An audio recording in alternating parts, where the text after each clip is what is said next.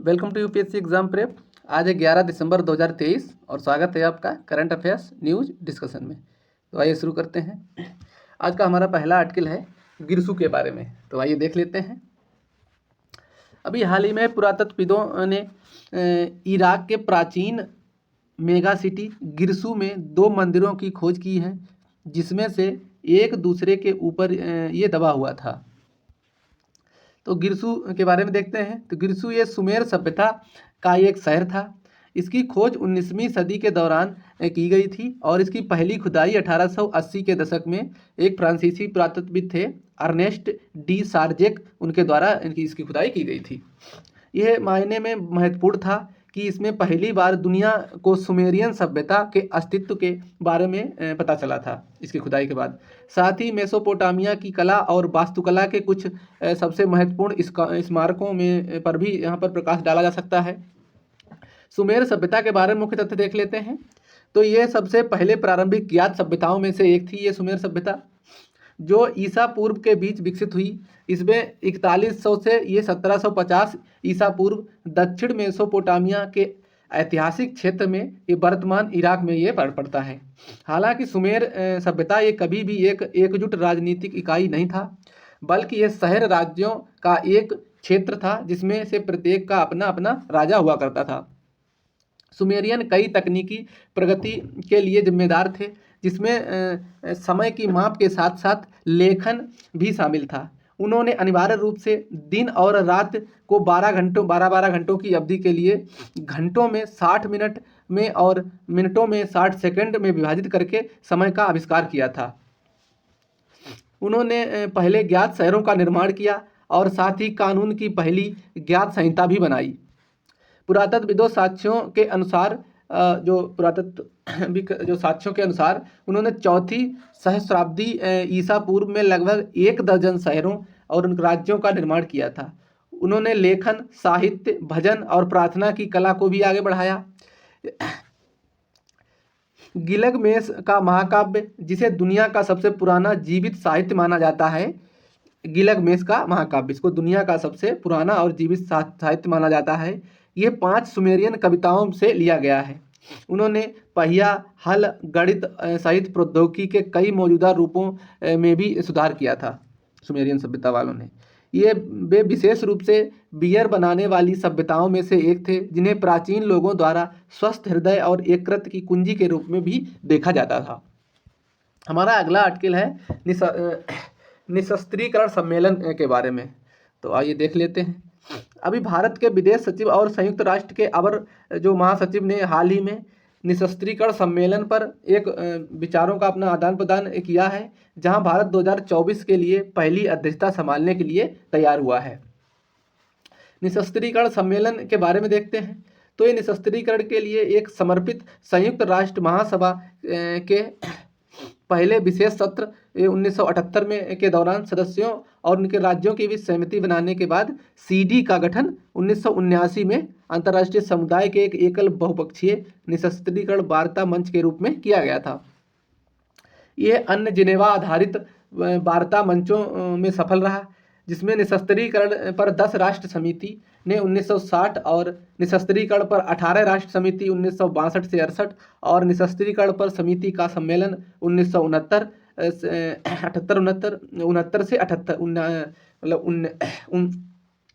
से 78 शामिल थे। सीडी और उसके पूर्ववर्तियों ने प्रमुख बहुपक्षीय हथियार नियंत्रण और निशस्त्रीकरण संधियों पर बातचीत की है, जैसे परमाणु हथियारों के अप्रसार पर संधि यानी एनपीटी और बैक्टीरियोलॉजिकल यानी जैविक और विषैले हथियारों के विकास, उत्पादन और भंडारण के निषेध और उनके विनाश पर कन्वेंशन, सामूहिक हथियार के विकास, उत्पादन, भंडार और उपयोग के निषेध और उनके विनाश पर कन्वेंशन, व्यापक परमाणु परीक्षण पर प्रतिबंध संधि। वर्तमान में सीडी के निम्नलिखित एजेंडा आइटमों पर अपना काम केंद्रित करती है: परमाणु हथियारों की होड़ और परमाणु निशस्त्रीकरण की समाप्ति, सभी संबंधी मामलों सहित परमाणु युद्ध की रोकथाम, बाह्य अंतरिक्ष के हथियारों में होड़ की रोकथाम और गैर परमाणु हथियार वाले जो राज्य हैं उनको परमाणु हथियार के उपयोग या उपयोग की धमकी के विरुद्ध आश्वस्त करने के लिए प्रभावी अंतर्राष्ट्रीय व्यवस्थाएं की गई हैं। सामूहिक विनाश के लिए नए प्रकार के हथियार और ऐसे हथियारों की नई प्रणालियां, रेडियोलॉजिकल हथियार, निशस्त्रीकरण का व्यापक कार्यक्रम और हथियारों में पारदर्शिता आदि की व्यवस्था की गई है। अब इसमें कार्यरत है तो इसमें सम्मेलन में 65 सदस्य शामिल हैं, जिसमें 5 एनपीटी यानी परमाणु हथियार वाले देश और प्रमुख सैन्य महत्व के 60 अन्य देश शामिल हैं।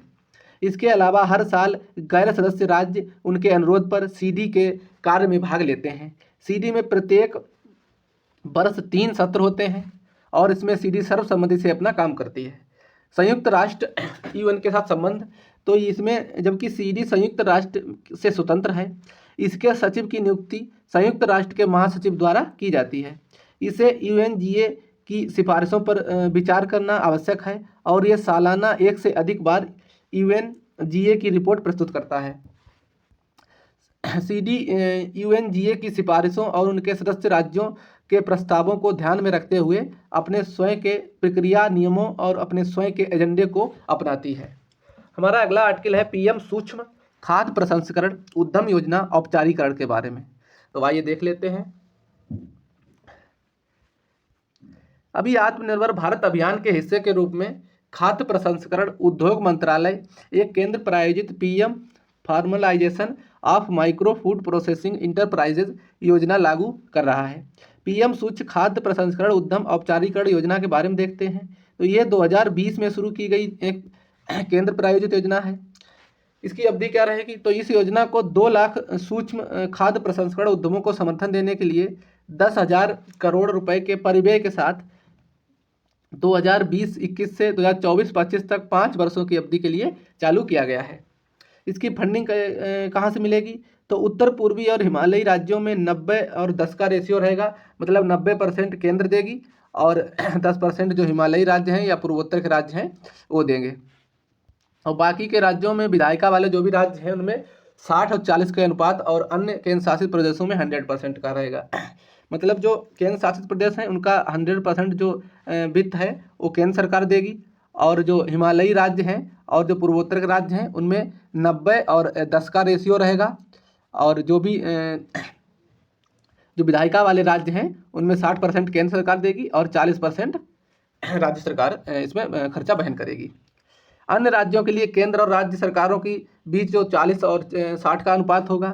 इसका उद्देश्य क्या है? तो इस योजना का उद्देश्य निम्नलिखित को सक्षम करने के लिए सूक्ष्म उद्यमों की क्षमता का निर्माण करना है।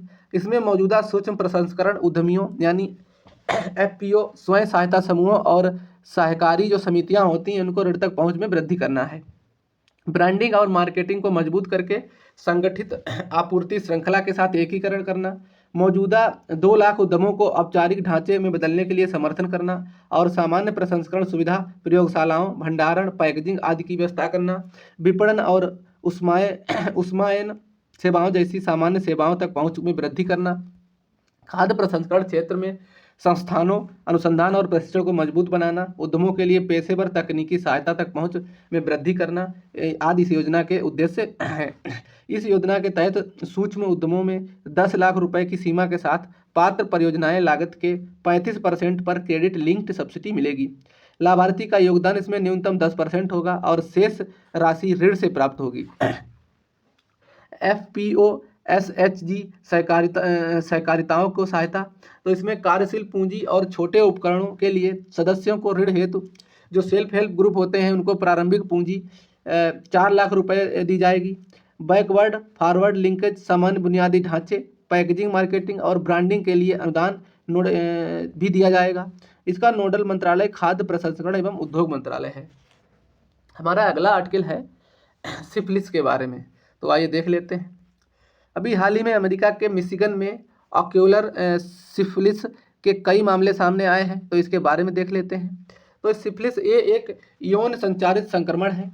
ये ट्रेपोनेमा पैलिडम नामक एक बैक्टीरिया के कारण होता है।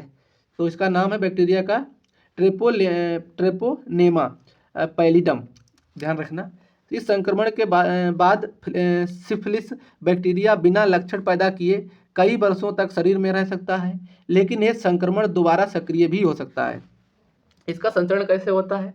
तो ये रोग व्यक्ति के जो एक व्यक्ति होता है उससे दूसरे व्यक्ति में घाव के सीधे संपर्क से फैलता है। ये गर्भावस्था, प्रसव के दौरान और कभी कभी स्तनपान के माध्यम से भी बच्चे तक भी पहुंच सकता है। यह कई चरणों में विकसित होता है। इसके प्रत्येक चरण के साथ अलग अलग होते हैं, मतलब प्रत्येक चरण में इसके लक्षण अलग अलग होंगे और अक्सर इसमें दर्द रहित होते हैं, मतलब इसके लक्षण दर्द वगैरह नहीं होता है। ये पहले चरण के दौरान जननांगों, मलाशय या मुंह के पर एक से अधिक घाव विकसित हो जाते हैं। दूसरे चरण के दौरान लोगों को दाने हो सकते हैं और फ्लू जैसे लक्षणों का अनुभव हो सकता है, जैसे कि थकान, बुखार, गले में खराश, मांसपेशियों का दर्द आदि होना। दूसरे चरण के बाद सिफिलिस के लक्षण गुप्त यानी अव्यक्त अवस्था में रहते हैं। इनके उपचार के बिना सिफिलिस हृदय, मस्तिष्क या अन्य अंगों को नुकसान पहुंचा सकता है और ये जीवन के लिए भी खतरा बन सकता है, मतलब व्यक्ति की इसमें मृत्यु भी हो सकती है। तब इसका उपचार क्या हो सकता है? तो इसके उपचार में सिफिलिस का इलाज त्वरित निदान और उपचार के साथ सही एंटीबायोटिक्स से लेना संभव है। बाकी इसका कोई स्थायी इलाज अभी नहीं खोजा गया है। हमारा अगला आर्टिकल है बन्नी घास के मैदान के बारे में। तो बन्नी घास के मैदान देख लेते हैं। अभी हाल ही में गुजरात सरकार ने केंद्र सरकार से मतलब बन्नी घास के मैदानों में चीता प्रजनन और संरक्षण केंद्र स्थापित करने के लिए मंजूरी दे दी है। तो बन्नी घास के मैदानों के बारे में देखते हैं। तो ये गुजरात राज्य के कच्छ जो एक जगह है, उस कच्छ जिले की जगह उत्तरी सीमा पर स्थित है। ये जो बन्नी घास के मैदान पाए जाते हैं, जो कच्छ जिला है उसके उत्तरी सीमा पर स्थित है। ये 2500 वर्ग किमी से अधिक क्षेत्रफल के साथ भारतीय उपमहाद्वीप के सबसे बड़े घास के मैदान में से एक है। कई कारकों ने समय के साथ बन्नी मैदानों को अक्सर आकार देने में मदद की है, जिसमें नदियों पर बांध बनाना, आक्रामक प्रोसोपिस जूलिफोरा पेड़ का प्रवेश और प्रसार और कई शताब्दियों से इन मैदानों में चरने वाले पशुधन की लगातार बदलती संरचना और घनत्व शामिल है।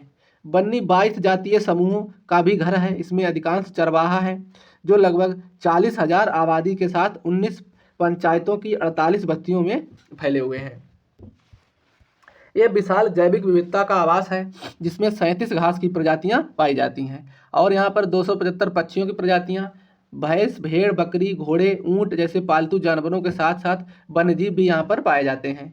बन्नी घास के मैदानों का हिस्सा 380 वर्ग किलोमीटर क्षेत्र में विस्तृत है और ये कच्छ रेगिस्तान वन्यजीव अभ्यारण्य और हाल ही में अधिसूचित 227 वर्ग किलोमीटर में विस्तृत छारी ठांड संरक्षण रिजर्व भी है। ये वनस्पतियों में यहाँ पर वनस्पतियों में मुख्य रूप से प्रोसोपिस जूलिफेरा, क्रेसा, क्रिटिका साइपरस और एसपीपी, स्पेरोबोलस, डिकैंथियम और एरिस्टिडा शामिल हैं। जीव जंतुओं में यहाँ पर नीलगाय, चिंकारा, काला हिरण, जंगली सुअर, गोल्डन जैकॉल, भारतीय खरगोश, भारतीय भेड़िया, कैराकल, एशियाई जंगली बिल्ली, रेगिस्तानी लोमड़ी आदि स्तनधारियों का ये आवास है। ये क्षेत्र बन्नी भैंस और कांकरेज गाय के लिए प्रजनन स्थल के रूप में भी प्रसिद्ध है। हमारा अगला आर्टिकल है भारतीय स्कूल प्रमाण पत्र परीक्षा परिषद के बारे में। तो आइए देख लेते हैं। अभी भारतीय स्कूल प्रमाण पत्र परीक्षा परिषद ने कक्षा 12 की बोर्ड परीक्षा 2024 के लिए कंपार्टमेंट टेस्ट रद्द कर दिया है, तभी ये चर्चा में है। तो ये देख लेते हैं। CISE भारत में ये स्कूल शिक्षा का निजी तौर पर आयोजित राष्ट्रीय स्तर का एक बोर्ड है। ये भारतीय माध्यमिक शिक्षा प्रमाण पत्र की देखभाल और उसको नियंत्रित करता है। इसकी स्थापना 1958 में हुई थी और ये भारत और विदेशों में CISE से 2100 से अधिक स्कूल संबंधित हैं इससे। इसे नई शिक्षा नीति 1986 की सिफारिशों के अनुसार सामान्य शिक्षा के पाठ्यक्रम में अंग्रेजी माध्यम से परीक्षा देने के लिए डिजाइन किया गया था। इंग्लिश मीडियम के स्कूल होते हैं ये। CISE 3 परीक्षाएं आयोजित कराता है इसमें, अर्थात भारतीय माध्यमिक शिक्षा प्रमाण पत्र, ये 10वीं की परीक्षा कंडक्ट करवाता है, और भारतीय स्कूल प्रमाण पत्र ये 12वीं की परीक्षा करवाता है, और व्यावसायिक शिक्षा में प्रमाण पत्र यानी CBE ये इसकी परीक्षा 3 परीक्षाएं ये करवाता है। इन परीक्षाओं के लिए निर्धारित विषय में विकल्प और पाठ्यक्रम विविध हैं और इनका उद्देश्य व्यक्तिगत विद्यार्थियों की अद्वितीय प्रतिभाओं की घोषणा करना है। यह किसी निजी छात्र की कोई परीक्षा में बैठने की अनुमति नहीं देता है। जो ICSE से संबंधित स्कूल में नहीं है और या उसमें नहीं पढ़ रहा है, उसको ये परीक्षा में बैठने अनुमति नहीं दे सकता है। इस परिषद का गठन इस प्रकार किया गया है कि उपयुक्त प्रतिनिधि सुनिश्चित किया जा सके कि भारत सरकार और राज्य सरकारें या केंद्र सरकार जो केंद्र शासित प्रदेश होते हैं उसमें परिषद के संबंध में स्कूल हैं और एंग्लो इंडियन एजुकेशन के लिए अंतर्राज्यीय बोर्ड, भारतीय विश्वविद्यालय संघ, एंग्लो इंडियन स्कूल के प्रमुख का संघ और भारतीय पब्लिक स्कूल सम्मेलन ISC परीक्षाओं के लिए स्कूल संघ का परिषद की कार्यकारी समिति द्वारा ये संयोजित सदस्य इसमें शामिल होते हैं। हमारा अगला आर्टिकल है कवच प्रणाली के बारे में। तो कवच प्रणाली के बारे में देख लेते हैं। अभी एक सरकारी विज्ञप्ति के अनुसार एक महत्वाकांक्षी स्वचालित ट्रेन सुरक्षा प्रणाली कवच अब तक दक्षिण मध्य रेलवे खंडों पर 1465 रूट किमी और 145 locomotive electric multiple unit rake सहित इसमें सभी पर तैनात हैं। तो कवच प्रणाली के बारे में जान लेते हैं। ये एक स्वदेशी रूप से विकसित स्वचालित ट्रेन सुरक्षा प्रणाली है। इसे भारतीय उद्योग के सहयोग से भारतीय रेलवे के तहत अनुसंधान, डिजाइन और मानक संगठन द्वारा विकसित किया गया था। यह इलेक्ट्रॉनिक उपकरणों और रेडियो फ्रिक्वेंसी पहचान उपकरणों का एक सेट है जो लोकोमोटिव सिग्नलिंग सिस्टम के साथ पटरियों में स्थापित होते हैं, जो ट्रेनों में ब्रेक को नियंत्रित करने और उनके ड्राइवरों को सचेत करने के लिए अल्ट्रा हाई रेडियो फ्रिक्वेंसी का उपयोग करके एक दूसरे से बात करते हैं और साथ ही आधारित उसमें प्रोग्राम किए गए तर्क पर एक दूसरे को सिग्नल पहुंचाते रहते हैं। और ये 2016 से रेलवे यात्री ट्रेनों में कवच के लिए फील्ड परीक्षण कर रहा है। इसका उद्देश्य ट्रेनों को लाल सिग्नल यानी जो खतरे का संकेत होता है उससे गुजरने से रोकना और टकराव से बचाना है। इस सिस्टम को लोको पायलट को सचेत करना है और इसमें ब्रेक नियंत्रण कर सकता है। जब वह निर्धारित दूरी के भीतर उसी लाइन पर दूसरी ट्रेन को देखता है तो ट्रेन को स्वचालित रूप से रोक सकता है। यह उपकरण लगातार लोकोमोटिव के आगे के सिग्नल भेजता रहता है, जिससे ये कम दृश्यता में लोको पायलटों के लिए उपयोगी होता है। यदि लोको पायलट ऐसा करने में विफल रहता है तो ये ब्रेक स्वचालित अनुप्रयोग के माध्यम से ट्रेन की गति को नियंत्रित करता है। ये घने कोहरे जैसी खराब मौसम की स्थिति के दौरान लोको पायलट को ट्रेन चलाने में मदद करता है और इसके अतिरिक्त ये सुविधा नेटवर्क मॉनिटर सिस्टम के माध्यम से ट्रेन की जो गतिविधि होती है उसको केंद्रीकृत लाइव निगरानी रखता है। मतलब ये जैसे अगर एक ही पटरी पे दोनों ट्रेनें आ रही हैं, एक इधर से आ रही है और एक इधर से आ रही है, तो ये रेडियो कम्युनिकेशन के थ्रू ये दोनों को सिग्नल प्रदान करते रहते हैं इस तरह से। और ये इनकी ऊपर स्टेशन बना दिया गया है, स्टेशन ITCS, इसको एक सिग्नल भेजता रहता है, इधर से ये इधर भेजता रहता है, इधर भेजता रहता है। इससे ये जब भी कभी आएगा तो ये दोनों एक दूसरे को जब कम्युनिकेशन होगा तो उसके बाद ये दोनों अपने स्वचालित रूप से ब्रेक लग जाएंगे और ये कोई भी बड़ा हादसा रोकने से टल जाएगा। तो अब आइए हमारा अगला आर्टिकल देखते हैं। तो हमारा अगला आर्टिकल है ब्याज समकरण योजना के बारे में। तो आइए देख लेते हैं। अभी केंद्रीय मंत्रिमंडल ने अभी हाल ही में 30 जून 2024 तक ब्याज सरकारी योजना को जारी रखने के लिए 2500 करोड़ रुपए के अतिरिक्त आवंटन को मंजूरी दी है। तभी ये चर्चा में है, देखते हैं इसको। अभी निर्यातकों को रुपए में प्री शिपमेंट और पोस्ट शिपमेंट निर्यात ऋण प्रदान करने के लिए इसे पहली बार 1 अप्रैल 2015 को लागू किया गया था। ये प्रारंभ में 31/3/2020 तक 5 वर्षों के लिए वैध था। इसके बाद इस योजना को जारी रखा गया और इसमें कोविड के दौरान 1 साल के लिए इसको विस्तारित कर दिया गया। आगे विस्तार और फंड आवंटन इसमें शामिल है। ये योजना RBI द्वारा विभिन्न सार्वजनिक और गैर सार्वजनिक क्षेत्र होते हैं उनके बैंकों के माध्यम से कार्यान्वित की जाएगी, जो निर्यातकों को शिपमेंट से पहले और उसके बाद ऋण प्रदान करते हैं। इस योजना की निगरानी विदेश व्यापार महानिदेशालय और RBI द्वारा एक परामर्शी तंत्र के माध्यम से संयुक्त रूप से की जाती है। यह योजना पहचाने गए निर्यात क्षेत्रों, अंतर्राष्ट्रीय स्तर पर प्रतिस्पर्धी बनाने और उच्च स्तर निर्यात प्रदर्शन हासिल करने में मदद करती है। यह योजना मुख्य रूप से श्रम प्रधान क्षेत्रों के लिए है। इसकी विशेषताएं क्या है? तो इसमें एक निर्यातक को एक लाभ का दावा करने के लिए संबंधित बैंक को बाहरी लेखा परीक्षण प्रमाण पत्र जमा करना होगा। बैंक पात्र निर्यातकों को IES लाभ प्रदान करते हैं और ये निर्यातकों द्वारा प्रस्तुत बाहरी लेखा परीक्षण प्रमाणन के आधार पर RBI से प्रतिपूर्ति में दावा करते हैं।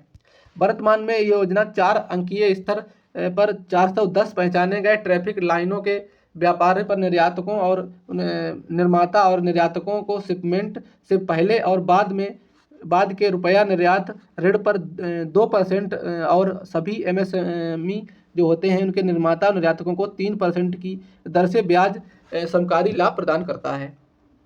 इस योजना को अब फंड सीमित कर दिया गया है और ये व्यक्तिगत निर्यातकों को लाभ प्राप्ति यानी आयात निर्यात कोड प्रतिवर्ष 10 करोड़ रुपए तक सीमित कर दिया गया है। इसके अलावा बैंक निर्यातकों को रेपो प्लस 4% से अधिक की औसत दर पर ऋण देते हैं और उन्हें इस योजना के तहत प्रतिबंधित भी कर दिया जाएगा। हमारा अगला आर्टिकल है मैसेचिनस के बारे में, मैसेचिनस ओरिएंटेलिस के बारे में। तो आइए देख लेते हैं। एक कुछ चूहे के जैसा दिखाई देता है। अभी वैज्ञानिकों ने हाल ही में पूर्वी चीन के झाड़ियों और उष्णकटिबंधीय जो जंगल होते हैं वहाँ रहने वाले हेजहोंग मैसेचिनस ओरिएंटेलिस की एक नई प्रजाति की पहचान की है। तभी ये चर्चा में देखते हैं। तो ये हेजहोंग की एक नई प्रजाति है। वर्तमान में ये पूर्वी चीन और दक्षिण अनहुई और उत्तरी पश्चिमी जेनजियांग से मतलब जाना जाता है, वहाँ इसी क्षेत्र में पाया जाता है। ये वर्तमान में मैसेचिनस की सबसे दक्षिण पूर्वी प्रजाति है। मैसेचिनस हेजहोंग परिवार में स्तनधारियों की ये सबसे छोटी प्रजाति है। इनका पर्यायवास तो ये झाड़ियों और उष्णकटिबंधीय चौड़ी पत्ती वाले सदाबहार जंगल होते हैं, उसमें 30 से 700 मीटर की ऊंचाई पर ये रहते हैं। इनकी विशेषताएं क्या हैं? तो ये छोटे शरीर वाला ये है जीव है। ये गलत मिस्टेक हो गया। इसकी प्रजाति में सबसे छोटी रीढ़ 1.82 सेंटीमीटर है। इस रीढ़ की हड्डी के आधार से सिरे तक ये 4 रंग के छल्ले होते हैं। इनकी नाक भूरी, थूथन पर काली मूछें और मूछें नाक की ओर छोटी हो जाती हैं। कान के छोटे होते हैं और आसपास की ये रीढ़ की लंबाई के लगभग ये समान इनके कान होते हैं। ये यौन रूप से द्विरूपी प्रतीत होता है और इसको नर का रोएं आमतौर पर भूरे रंग का होता है, जबकि अधिकांश मादाएं रोएं लाल या भूरे रंग के उनके मादाओं के होते हैं। हेजहोंग के बारे में मुख्य तथ्य देख लेते हैं। तो ये हेजहोंग कांटेदार कीट भक्षी स्तनधारियों का एक विशेष समूह है, जिसमें एरिनेसिडे परिवार का एक उपपरिवार एरिनेसिनाई शामिल है। वे यूरेशिया अफ्रीका में पाए जाते हैं, लेकिन ऑस्ट्रेलिया और अमेरिका में भी इनकी अनुपस्थिति है। मतलब यूरेशिया और अफ्रीका में पाए जाते हैं, ऑस्ट्रेलिया और अमेरिका में ये नहीं पाए जाते हैं। उनकी सबसे उल्लेखनीय विशेषताएं उनकी रीढ़ है, जो बढ़े हुए खोखले बाल हैं और भयभीत होने पर ये गेंद जैसे लुढ़कने की क्षमता रखते हैं। केवल इन रीढ़ की बाहरी दुनिया के सामने ये प्रस्तुत करते हैं। मतलब ये कोई अगर इनको खतरा होता है तो ये एकदम से, इनकी रीढ़ बहुत मुलायम होती है तो एकदम गोल हो जाते हैं और गेंद की तरह एकदम गोल हो जाते हैं। और जो इनके बाल इस तरह से निकले हुए होते हैं, इनसे ये सुरक्षा होती है इनकी। जब ये मान लो गोल हो जाएगा पूरा और जो निकले उनमें कांटेदार इनके बाल होते हैं, तो इसे इनका शिकार नहीं कोई कर पाता है। हमारा अगला आर्टिकल है कोया जनजाति के बारे में। आइए देख लेते हैं। अभी जंगलों में भारतीय बाइसन को संरक्षित करने के लिए एक कदम के रूप में आंध्र प्रदेश के पापीकोंडा पहाड़ी श्रृंखला में रहने वाली जो स्वदेशी कोया जनजाति ने परमाकोर नामक पारंपरिक बांसुरी बनाने के लिए बाइसन सींगों का उपयोग बंद करके एक अनुकरणीय परिवर्तन किया है। मतलब पहले ये बाइसन के सींग थे, उनसे ये इस टाइप की ये बांसुरी बनाया करते थे बाइसन के सींग से, अब इसको बंद कर दिया है इन्हें। तो ये कोया जनजाति ये भारत के कुछ बहुनस्लीय और बहुभाषी आदिवासी समुदायों में से एक है। ये गोदावरी नदी के दोनों किनारों पर आंध्र प्रदेश के जंगलों, मैदानों और घाटियों में रहते हैं। ये लोग मध्य प्रदेश और उड़ीसा राज्य में भी निवास करते हैं। ये इनका मानना है कि इनके प्रमुख देवता आज भी बस्तर क्षेत्र की एक गुफा में निवास करते हैं। इनकी भाषा तो अधिकांश लोग कोई के अतिरिक्त गोंडी या तेलुगु भाषा बोलते हैं और कोई बोली का गोंडी से गहरा संबंध है और ये तेलुगु से काफ़ी प्रभावित भी हैं। व्यवसाय क्या करते हैं? तो परंपरागत रूप से चरवाहे और स्थानांतरित कृषि यानी शिफ्टिंग कल्टीवेशन यानी उसको झूम खेती बोलते हैं करते हैं, लेकिन वर्तमान में इन्होंने पशुपालन और मौसमी वन संग्रह के साथ पूरक खेती करना भी शुरू कर दिया है। ये अपने मृतकों की याद में मिनहीर बनवाते हैं। मिनहीर एक बनवाते हैं जो चबूतरा टाइप का होता है, उसको मिनहीर बोलते हैं लोग, वो बनवाते हैं। इनकी संस्कृति के बारे में देख लेते हैं। तो इन्होंने 2 सांस्कृतिक रूपों की खोज के लिए बाइसन सींगों को अपनाया। इसमें कोम्मू या कोया नृत्य, जिसके दौरान पोशाक के हिस्से के रूप में 2 बाइसन सींग सिर पर सुशोभित होते हैं, और ये परमाकोर बांसुरी जो एक सींग से बनी होती है। इन्होंने रंगीन नृत्य और संगीत और विविध विरासत को बरकरार रखा है, जो इनके त्योहारों और अनुष्ठानों में एक अभिन्न अंग है और उसमें दिखाई भी देता है। इसमें कई महिला देवता भी हैं, जिसमें सबसे महत्वपूर्ण महिला देवता इनकी धरती माता को मानते हैं, कोया जनजाति। हमारा अगला आर्टिकल है गोल्डीलॉक्स प्रभाव के बारे में। तो देख लेते हैं गोल्डीलॉक्स इफेक्ट क्या होता है। अभी आरबीआई के विकास और मुद्रास्फीति पूर्वानुमान ने अगले वित्तीय वर्ष के दौरान 2 तिमाही तक अर्थव्यवस्था पर गोल्डीलॉक्स प्रभाव के संकेत दिए हैं। तो अभी इसके बारे में देख लेते हैं। गोल्डीलॉक्स प्रभाव ये गोल्डीलॉक्स सिद्धांत पर वह आधार है जिससे लोग किसी चीज़ को की बिल्कुल सही मात्रा की तलाश करते हैं। ऐसे लोग ऐसी चीज़ पसंद करते हैं जो ना तो बहुत चरम हो और ना ही बहुत मध्यम हो, बल्कि उनकी विशिष्ट आवश्यकताओं या प्राथमिकताओं के अनुरूप इष्टतम या वांछनीय सीमा के भीतर में आती है। ये अवधारणा बच्चों की गोल्डीलॉक्स और 3 भालू की कहानी से ली गई है, जो गोल्डीलॉक्स ने दलिया, कुर्सी और बिस्तर को प्राथमिकता दी थी, जो ना तो बहुत गर्म थे और ना ही बहुत ठंडे, और ना बहुत बड़े और ना ही बहुत छोटे, बल्कि बिल्कुल एक सही साइज पे थे। इसका स्थान कई क्षेत्रों और विषयों में है। ये मनोविज्ञान, विज्ञान, अर्थशास्त्र, विपणन यानी मार्केटिंग और इंजीनियरिंग तत्वों पर लागू होता है। और यह सिद्धांत कैसे लागू किया जाता है, इस पर प्रत्येक का अपना अपना मत होता है। गोल्डीलॉक्स मूल्य निर्धारण कैसे किया जाता है, तो ये प्रभाव के अधिक प्रमुख अनुप्रयोगों में से एक है। यह अवधारणाओं पर आधारित एक मनोवैज्ञानिक मूल्य आधारित रणनीति है। इसमें उत्पाद विशिष्टीकरण, तुलनात्मक मूल्य निर्धारण, ब्रैकेटिंग, उत्पाद विभेदन के कुछ उत्पादों को दूसरों से अलग करने की प्रथा है। और ये व्यवसाय गोल्डीलॉक्स प्रभाव का लाभ केवल तभी उठा सकते हैं जब वे अपने स्वयं के उत्पादों को एक दूसरे से अलग कर सकें। मतलब अगर अलग अलग सारे प्रोडक्ट अलग अलग बनाते हैं तभी ये गोल्डीलॉक्स प्रभाव का मतलब लाभ उठा सकते हैं। इसे तब तुलनात्मक मूल्य निर्धारित के रूप में जाना जाने लगे वाली वस्तुओं के साथ जोड़ा जाना चाहिए, जहां व्यवसाय अलग अलग गुणवत्ता के उत्पादों के कई संस्करण एक साथ पेश करते हैं जो संबंधित मूल्य बिंदुओं से जोड़ते हैं। यह अंततः 3 विकल्पों को शामिल करते हुए एक तुलनात्मक मूल्य निर्धारण रणनीति की जानकारी देता है, जो एक अधिकांश के लिए बहुत अधिक है, जो एक अधिकांश के लिए बहुत कम है और एक जो बिल्कुल भी सही है। जब सही ढंग से किया जाता है तो यह रणनीति किसी व्यवसाय के प्रीमियम खरीदारों, मानकों, उपभोक्ताओं और उनके छूट चाहने वालों के साथ बाजार के विभिन्न हिस्सों में अपील करने की अनुमति भी देता है। इसमें क्या है, जैसे सारे लोग जब अलग अलग प्रोडक्ट बनाएंगे तो उसके हिसाब से जैसी जिसकी गुणवत्ता होगी उसी हिसाब से उसको रेट दिए जाएंगे।